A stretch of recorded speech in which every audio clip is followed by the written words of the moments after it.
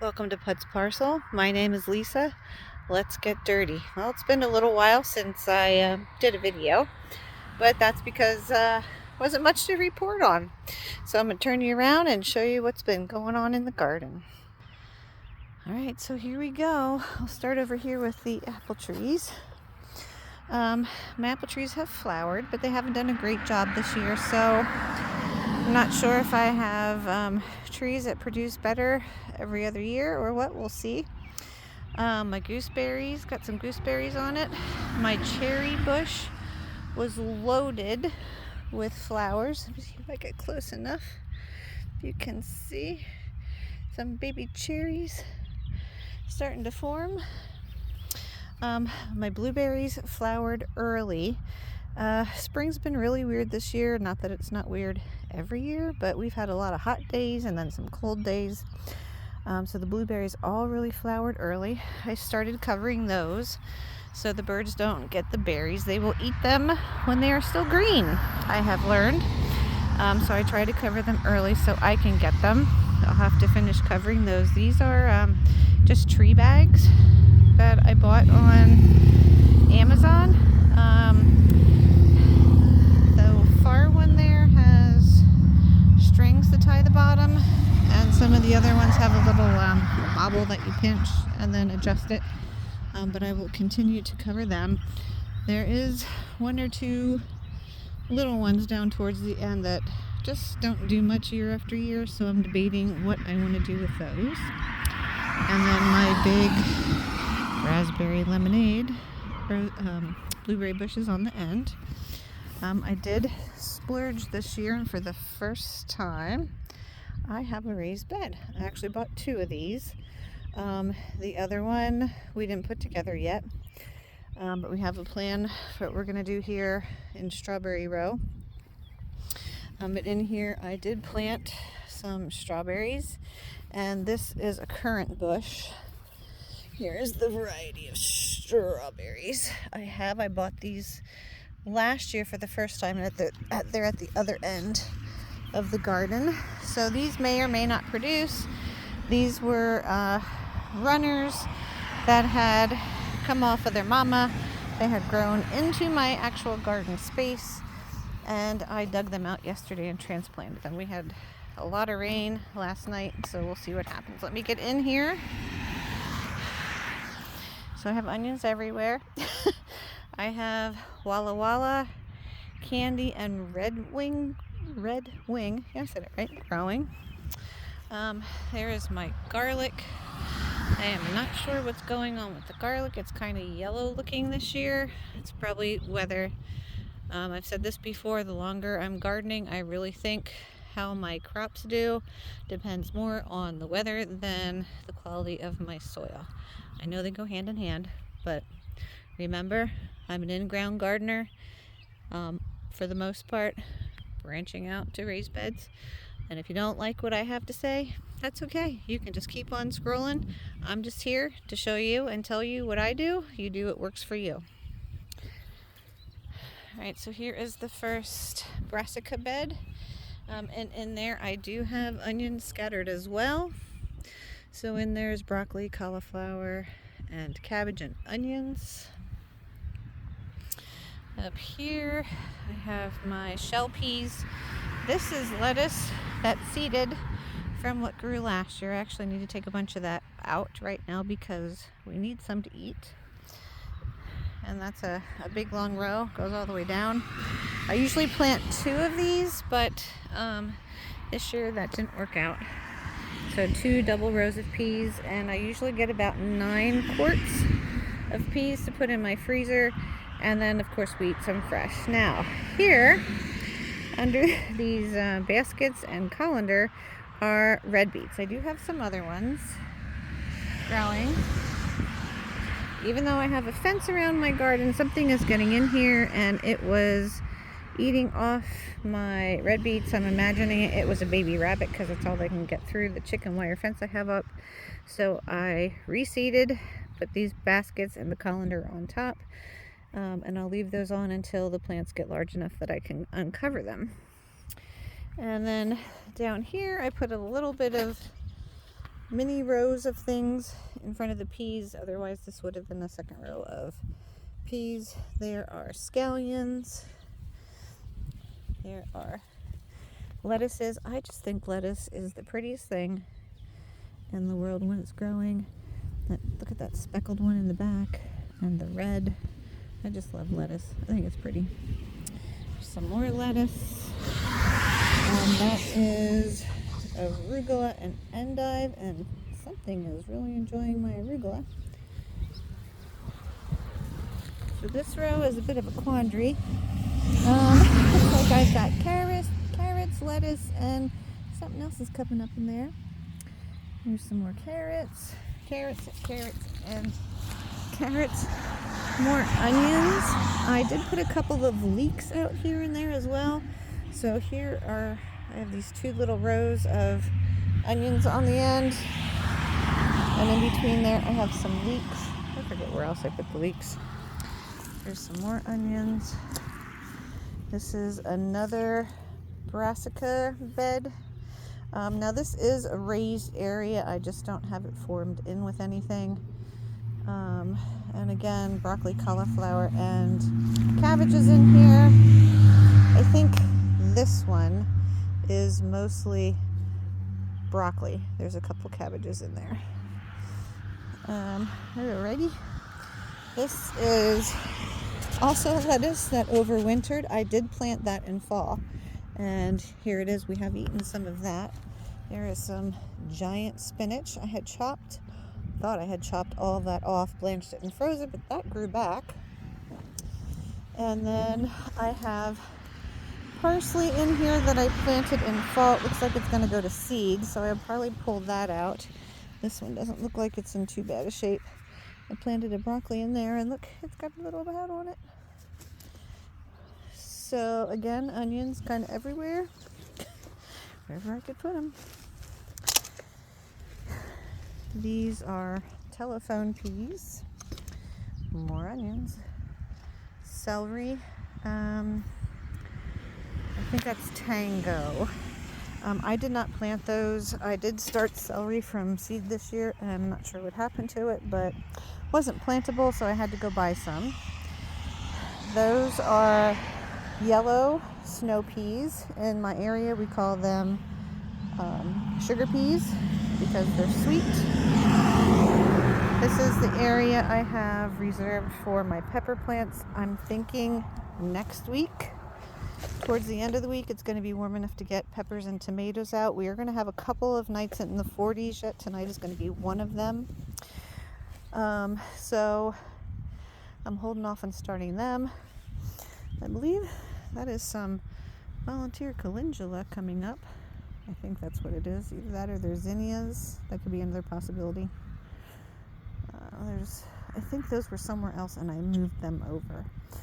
And then, as you can see, there's a potato plant in the middle of the area I reserved for the peppers.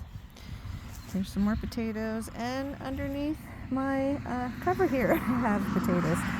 Last year I grew potatoes over in this section, and I did cover them because I get potato beetles and I find it disgusting to pick them off and squish them. So I wasn't really impressed with how they did growing in the raised areas. So I went back to in-ground for this year. So that's a volunteer. These are volunteers, and those are volunteers. I think there's a couple of volunteers in here. I went over already what types I planted. The 4 plants here in the front are called Eva. Then I believe I put my Yukon Gold, and in the back I have Purple Majesty. Let me get through here. And then back here I have some snap peas. The one variety is purple and the other variety is called Blush. So that is going to be really pretty.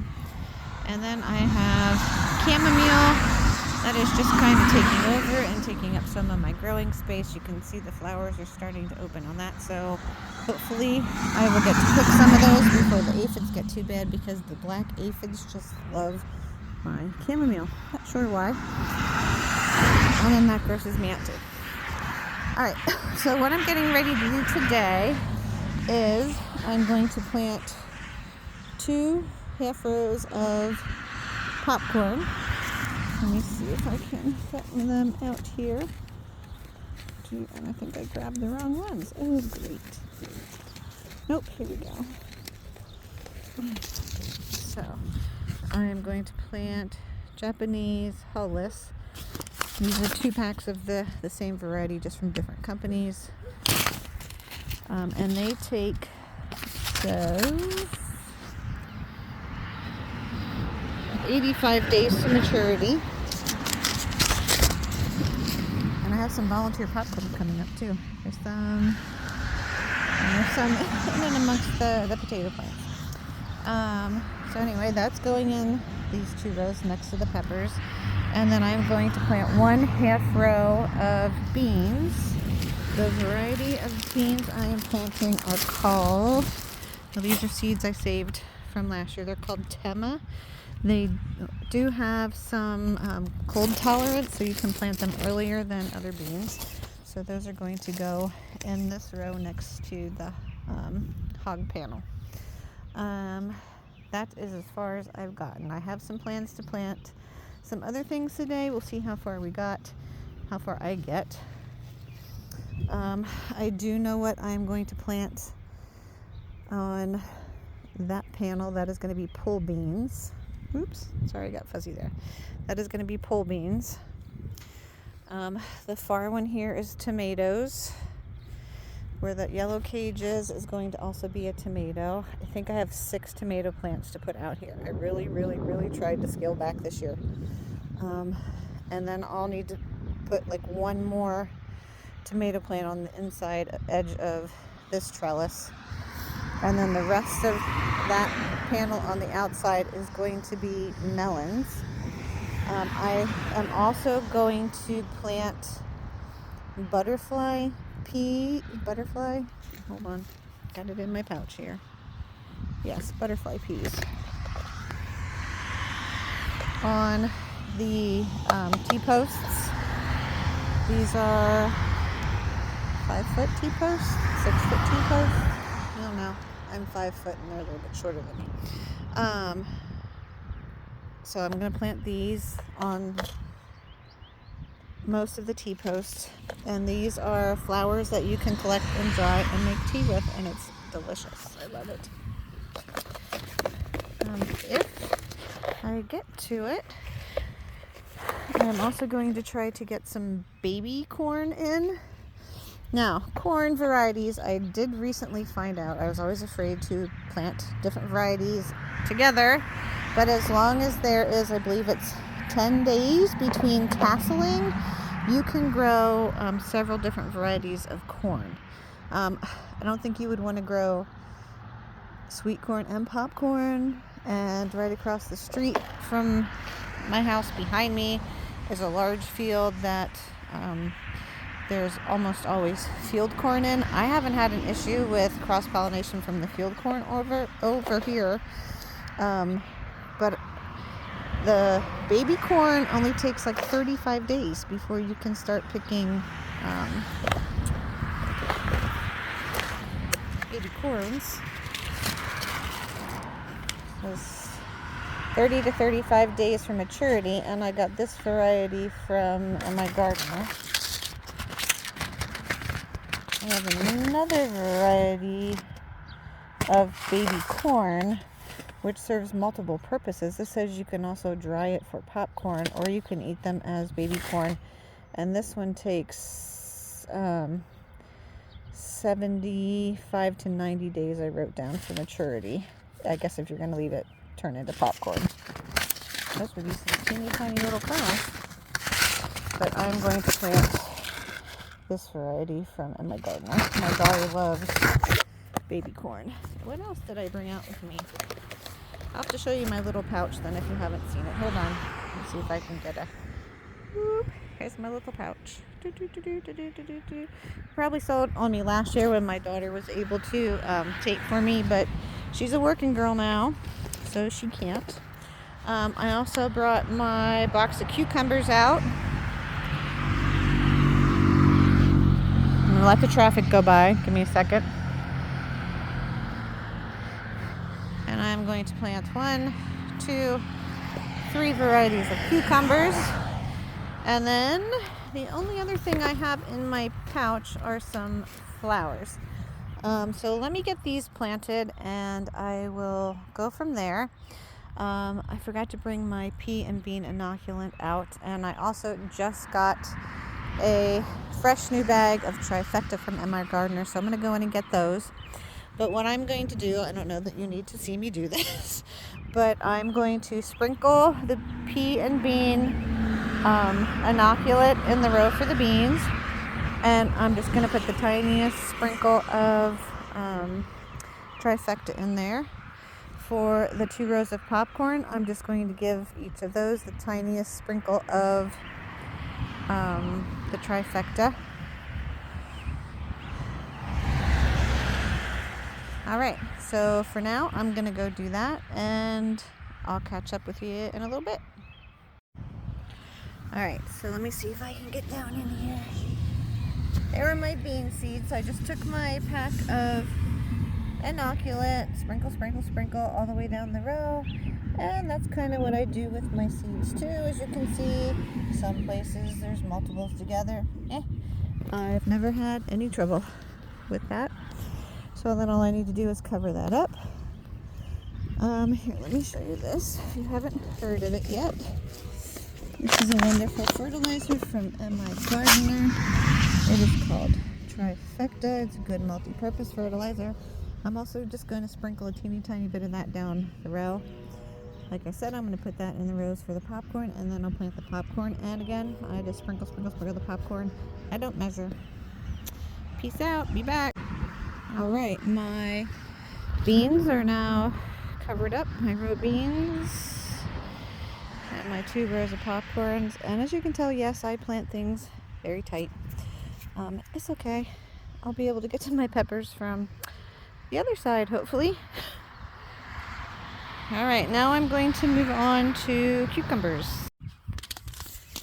Okie dokie. So I have picked my 3 varieties to put out here in the garden. If I have more room, which I do on the end there, I might plant another one. So I'm going to plant silver slicers, and I got those from High Mowing, and it's an organic seed.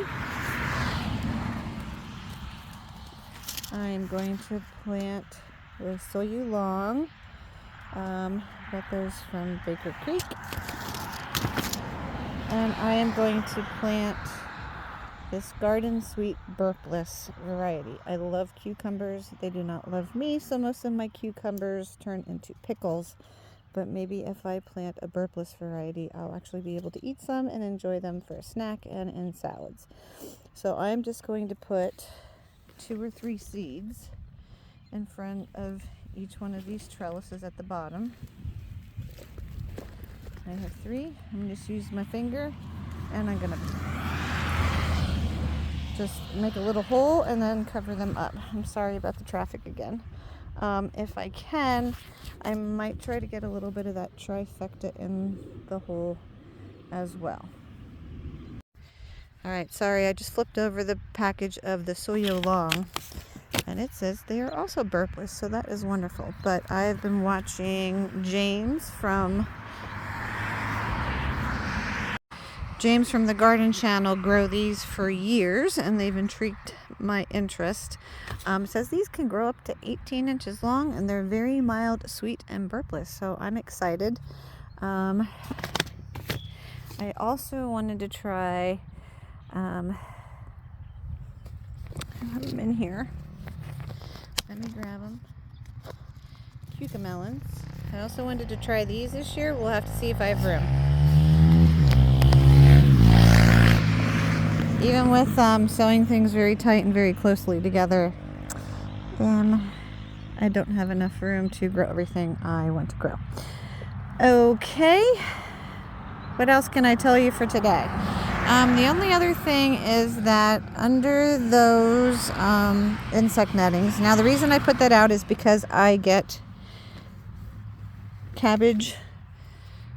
I think it's a moth, actually. I call them cabbage butterflies, but I think it's actually a moth. I get cabbage moths, butterflies, and they lay eggs on brassicas. And then you have these lovely little cabbage worms, and that really grosses me out. Some people don't care. It's great if you don't care. That's fine with me. I don't like it, so I use the insect netting. So when those are done, those two areas, I will probably put beans in, bush beans. Where the peas are will probably be bush beans. And I'm not sure what I want to put on the far one yet. I might try some squashes, some late squashes. I get squash vine borer early in the season through like mid to end of July. And beginning mid to end of July, the squash bugs come out. And squash bugs decimate my squashes every year. I haven't had a whole lot of luck with them. I was growing the Tromboncino squash on this big trellis. Last year I got a lot of them. I didn't really like them. They look like a zucchini as far as flesh color on the skin color on the outside and flesh color on the inside. My daughter liked them. I didn't. I'm not growing them this year. And I am going to try, if I have room, hence there seems to be a theme here. If I have room, I'm going to try to do Canadian crookneck squash. It looks a lot like butternut squash, which I happen to like a lot, but I can't grow butternut squash because the squash bugs and the squash vine borers go after those for me. I've also tried to plant spaghetti squash, but the squash bugs and vine borers go after those too. Lucky me. So we will see what I have room for. I don't know what I'm putting in this area here yet, but something will go in there. And I think that's all I have for today. I might plant some of that baby corn yet.